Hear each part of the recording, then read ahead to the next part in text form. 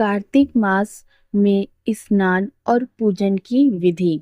आइए जानते हैं यह विधि जो मैं आपको बताने जा रही हूँ, यह इस स्कंद पुराण में जिस प्रकार से लिखी है उसी प्रकार से मैं आपके सामने वर्णन कर रही हूँ। कार्तिक स्नान प्रत्येक वर्ष कार्तिक मास में किया जाता है। हिंदू कैलेंडर के अनुसार यह महीना आमतौर पर अक्टूबर और नवंबर महीने में आता है। साल 2024 में कार्तिक स्नान प्रारंभ 17 अक्टूबर 2024 को कार्तिक कृष्ण पक्ष की प्रतिपदा से होगा और कार्तिक मास के स्नान का समापन 15 नवंबर 2024 को कार्तिक शुक्ल पक्ष की पूर्णिमा के साथ होगा। इस पूरे महीने श्रद्धालु पवित्र नदियों में स्नान या फिर घर में ही ब्रह्म मुहूर्त में स्नान पूजन करके पुण्य फल प्राप्त करते हैं।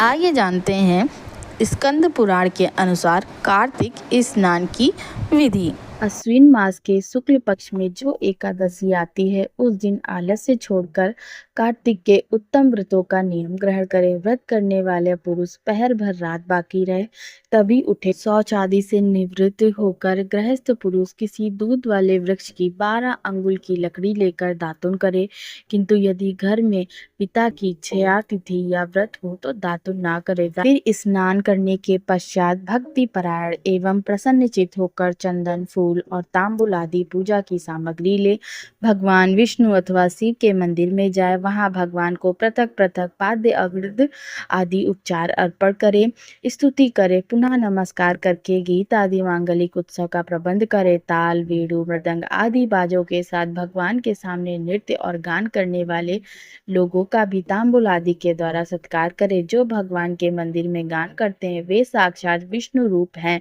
कलयुग में किए हुए यज्ञ, दान और तप भक्ति से युक्त होने पर ही जगत गुरु भगवान को संतोष देने वाले हैं। इसके बाद प्रदक्षिणा करके दंडवत प्रणाम करें।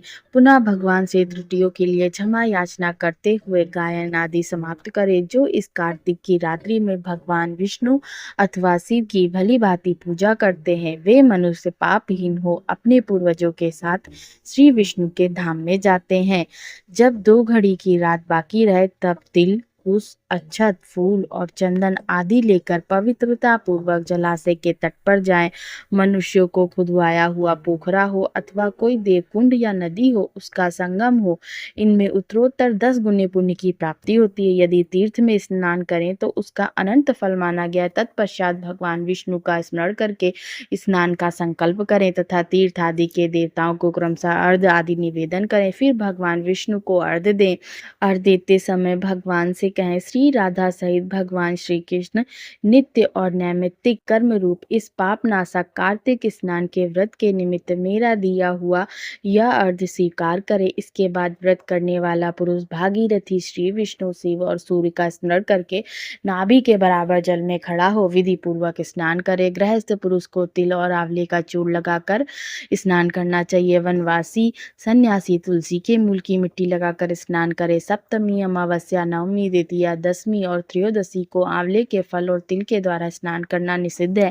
स्नान के पश्चात विधि पूर्वक देवता, ऋषि, मनुष्य, सनकादिक तथा पितरों का तर्पण करे। कार्तिक मास में पितृ तर्पण के समय जितने तिलों का उपयोग किया जाता है उतने ही वर्षों तक पितृ स्वर्गलोक में निवास करते हैं।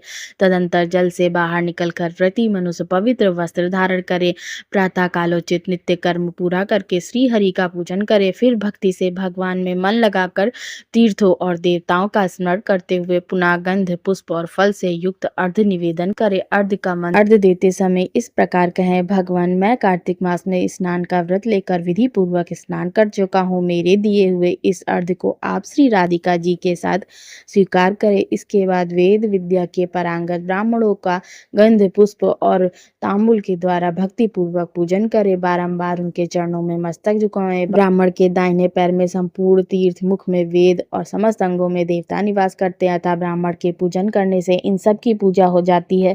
इसके पश्चात हरि प्रिया भगवती तुलसी की पूजा करे। प्रयाग में स्नान करे। काशी में मृत्यु होने और वेदों के स्वाध्याय करने से जो फल प्राप्त होता है वह सब श्री तुलसी के पूजन से मिल जाता है अतः एकाग्रचित होकर तुलसी जी की प्रदक्षिणा और नमस्कार करें। हरि प्रिया तुलसी देवी, पूर्व काल में देवताओं ने तुम्हें उत्पन्न किया और मुनीश्वरों ने तुम्हारी पूजा की। तुम्हें बारंबार नमस्कार है। मेरे सारे पाप हर लो। तुलसी पूजन के पश्चात व्रत करने वाला भक्तिमान पुरुष चित्त को एकाग्र करके भगवान विष्णु की पौराणिक कथा सुने तथा कथावाचक विद्वान ब्राह्मण अथवा मुनि की पूजा करे। जो मनुष्य भक्ति युक्त होकर पूर्वोक्त संपूर्ण विधियों का भली भांति पालन करता है, वह अंत में भगवान नारायण के परम धाम को जाता है। जय श्री कृष्ण। आशा है आपको यह जानकारी पसंद आई होगी। वीडियो पसंद आई तो वीडियो को लाइक, शेयर, सब्सक्राइब करें। जय श्री कृष्ण।